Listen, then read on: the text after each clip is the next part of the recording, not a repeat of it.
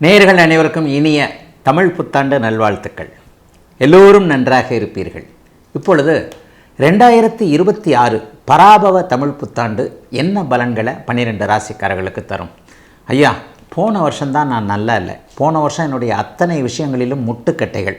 கல்யாணம் நடக்கலை, நடந்த கல்யாணம் சரியில்லை, அல்லது எதுவுமே எனக்கு சரியாக இல்லை, தொழில் நல்லா இல்லை, வேலை நல்லா இல்லை, பொருளாதார முன்னேற்றம் இல்லை, எதுக்காக பிறந்தேனே தெரியல, அந்த அளவுக்கு போன வருஷம் மன அழுத்தம். இந்த வருஷமாவது எனக்கு நல்ல அமைப்புகள் இருக்குமா அப்படிங்கிற ஒரு ஏக்கத்தோடு இருக்கக்கூடிய அனைவருக்குமே இந்த 2026 பராபவ தமிழ் புத்தாண்டு என்னென்ன பலன்களை எப்படி தரப்போகிறது? நான் அடிக்கடி ஒரு முன்னுரை மாதிரி சொல்லக்கூடிய அமைப்புகளில் இந்த வருட பலன்கள் எப்படி உங்களுக்கு சொல்லப்படுகின்றன. 12 ராசிகள்லையும் கோடிக்கணக்கானவர்கள், உலக மொத்தத்தில் இருக்கக்கூடிய ஒரு 800 கோடி பேரையும் பிரித்தோம்னா 12 பங்காக பிரித்தோம்னா ஒரு ராசிக்கு 60-65 கோடி பேர் கண்டிப்பாக வருவீங்க. அப்போ இந்த தமிழ் புத்தாண்டு பலன்கள் என்று சொல்லப்படக்கூடிய ஆண்டு பலன்கள் எப்படி சொல்லப்படுகிறது அப்படின்னு பார்த்தீங்கன்னா, வருடாந்திர கிரகங்கள்னு சொல்லப்படக்கூடிய சனி, ராகு, கேது, குரு ஆகிய 3 கிரகங்களுடைய இயக்கத்தை தாங்க இதை வச்சு நம்முடைய புத்தாண்டு பலன்களை கண்டிப்பாக சொல்கிறோம். அது எப்படி இருக்குன்றதை கணிச்சு தான் ஒவ்வொரு ராசிக்கும் பொதுவான பலன்களாக சொல்லுகிறோம். இந்த பலன்களும் உங்களுடைய ஜாதகத்தில் இருக்கக்கூடிய தசாபுக்தி அமைப்புகளையும் வச்சுத்தான், அதாவது கோட்சாரம் மற்றும் உங்களுடைய பிறந்த ஜாதக தசாபுக்தி அமைப்புகளை இணைத்து தாங்க பலன்கள் நடக்கிறது அப்படிங்கிறதாங்க உண்மை. சரி, இந்த வருஷம் ஏதாவது சிறப்பான பயிற்சிகள் எதனா இருக்கான்னு பார்த்தீங்கன்னா, நிலையாக இந்த வருஷம் சனிப்பெயர்ச்சியே கிடையாது. இந்த தமிழ் புத்தாண்டில் சனிப்பெயர்ச்சி கண்டிப்பாக கிடையாது.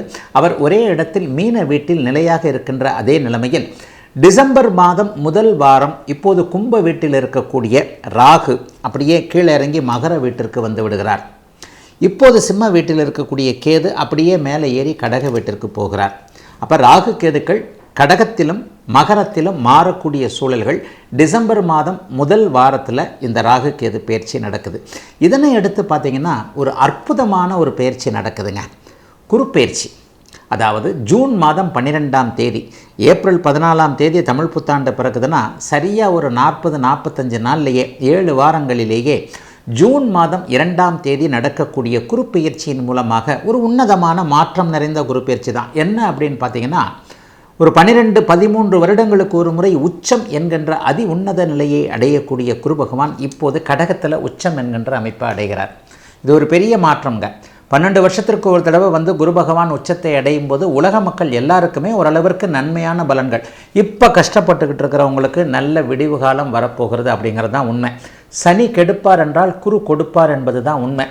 ஏற்கனவே இருக்கின்ற கஷ்டங்களை குறைப்பது, ஏற்கனவே இருக்கின்ற கஷ்டங்களிலிருந்து மாற்றங்களை நல்ல விதமாக தருவது, முக்கியமாக பொருளாதார முன்னேற்றம் என்கின்ற பண வருமானம் போன்ற அமைப்புகளை கொடுப்பது குரு பகவான் என்பதாலும், அபூர்வமான 12-13 வருடங்களுக்கு ஒரு முறை மட்டுமே வரக்கூடிய ஒரு உச்சகுரு பயிற்சி இப்போது நடக்கப் போகிறது என்பதனாலும் உண்மையிலேயே மேஷம் முதல் மீனம் வரையிலான 12 ராசிக்காரர்களுக்கு ஒரு நல்ல பலன்கள் கண்டிப்பாக இருக்கும். ஜூன் மாதம் 2ஆம் தேதி இந்த குரு பயிற்சி நடக்குது. ஒரு 3-4 மாதங்களுக்கு பிறகு அதிசாரம் என்கின்ற முறையில் போன முறை எப்படி அவர் மாறினாரோ அதை போலவே டக்குன்னு அடுத்த ராசிக்கு மாறினாலும் பின்னாடி அப்படியே வேறு மாதிரி வந்துடுறாரு. இந்த குரு பயிற்சியின் மூலமாக டிசம்பர் மாதத்திலிருந்து கேள யோகம் என்று சொல்லப்படக்கூடிய கோடீஸ்வர யோகம் கடகத்தில் ஏற்படுது.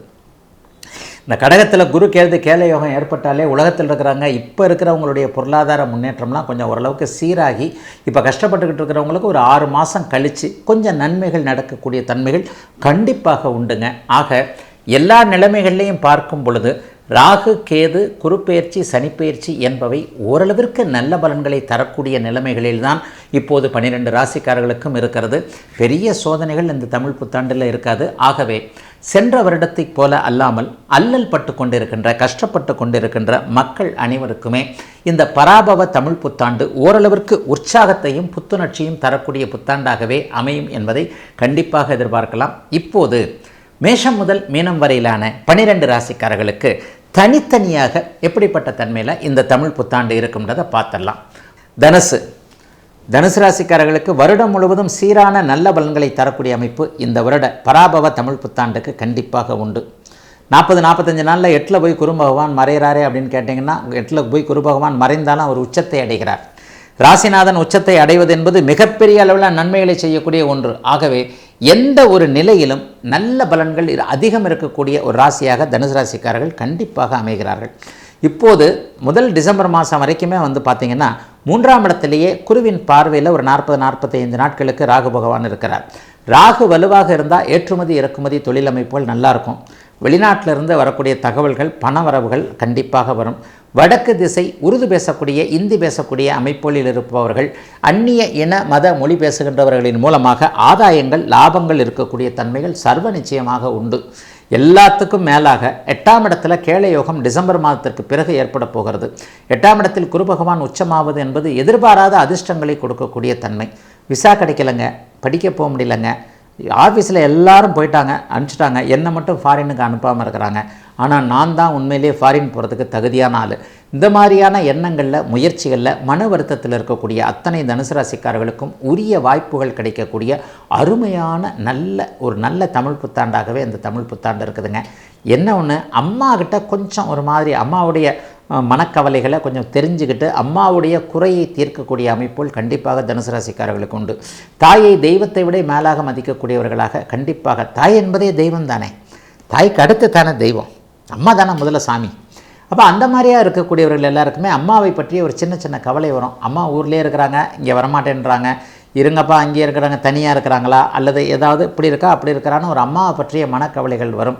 அதை கூட கரெக்டாக சாமர்த்தியமாக சாதுரியமாக சமாளிக்கக்கூடிய தன்மைகளும் இருக்கும். சிலருக்கு வீடு வாகனம் சார்ந்த விஷயங்களில் நல்லவைகள் நடக்கும். புதிய வீடு வாங்குவது, வீடு கட்டுவது போன்ற அமைப்புகளில் உங்களுடைய பொருளாதார அமைப்புகளை செலவு பண்ணுவீங்க. கொஞ்சம் சேமிப்பு கரையக்கூடிய அமைப்புகள் உண்டு. ஆனால் நல்லவைகள் நடக்கக்கூடிய சொத்து பத்துக்கள் வாங்கக்கூடிய அமைப்புகள்லாம் இப்போது கண்டிப்பாக வந்து விடுகிறது. தனுசு ராசிக்கார பெண்களுக்கு கூடுதல் நன்மைகள் இருக்கும். திருமணம் கண்டிப்பாக நடக்கும். 8ஆம் இடத்துல குரு இருந்தால் குருபலம் இல்லையே, கல்யாணம் நடக்காதுன்னு சொல்லுவாங்க. 8ஆம் இடத்துல குரு இருக்கும்போது தான் கல்யாணம் நடக்கும். 2 குரு பார்ப்பார்ல, குடும்பஸ்தானத்தை குரு பார்த்தார்னா குடும்ப ஸ்திரீ குடும்ப தலைவன் ஆகிறீர்கள் என்று அர்த்தம். ஆகவே திருமணத்திற்கு எந்த விதமான தடைகளும் இருக்காது. முதல் வாழ்க்கை தோற்றுப்போய் 2வது வாழ்க்கையை எதிர்பார்த்து காத்து கொண்டிருப்பவர்களுக்கு நல்ல வாழ்க்கை அமையக்கூடிய அமைப்பு. சிலருக்கு டீச்சிங் லைன் வரக்கூடிய அமைப்பு, சிலருக்கு கவர்மெண்ட் வேலை கிடைக்கக்கூடிய அமைப்பு, சிலருக்கு உயரதிகாரம் கிடைக்கக்கூடிய அமைப்பு என அனைத்து இளைய பருவ தனுசு ராசிக்காரர்களுக்கும் மிகப்பெரிய முன்னேற்றங்கள் ஏற்படக்கூடிய அமைப்பு. ஒரு 40-50 வயதுக்கு மேற்பட்டவர்களுக்கு ஆரோக்கியம், பணவரவு போன்றவைகள் நன்றாக இருக்கக்கூடிய அருமையான தமிழ் புத்தாண்டாக அமைந்திருக்கிறது இந்த பராபவ தமிழ் புத்தாண்டு.